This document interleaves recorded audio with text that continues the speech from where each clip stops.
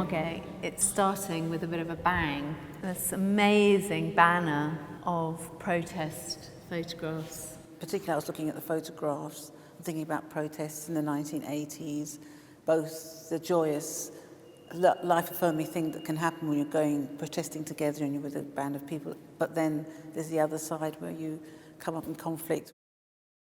And again, the overall sense of the exhibition being about bodies moving through space, so it's fitting in with that as well, but it's quite political.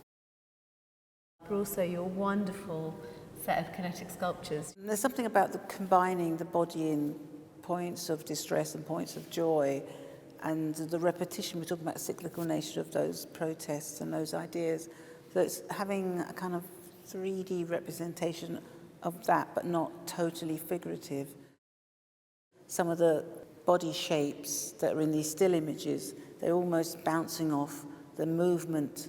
They occupy sort of a similar sense of shape, body shape, whether it's being, manhandled by the police or people got their arms around each other in a moment of solidarity. And we wanted to start off with this, didn't we, here, because we had a sense of Margate and the history of dissent here. And these are still, unfortunately, still things that we're having to protest against and which are still very live issues. And in the next gallery, we've sort of brought together works that deal with the sea, with migration. And there's a beautiful installation, a flotilla of ceramic boats. They look like paper boats, but actually they've been cast. The UK is an island, so that whole idea about going out from this very small island to the rest of the world, and historically what that's meant in terms of claiming an imperial history, and the fact that, I come from a huge continent, the South American continent, but that idea of repelling and welcoming the shoreline, and it's echoed by the way the waves go out and in.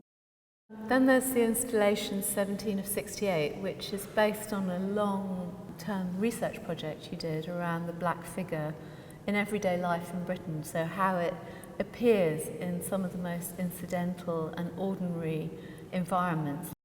Yeah, some of those images are from pub signs, from architectural features, and the representations of the African in different landscapes around the UK. There's a tension in that room, and people bring their experience of black people and representations of them to it. The title of the show is Carbon Slowly Turning, and you've always been fascinated in geology. In the South Gallery, there are 4 monumental works made actually with digital photography.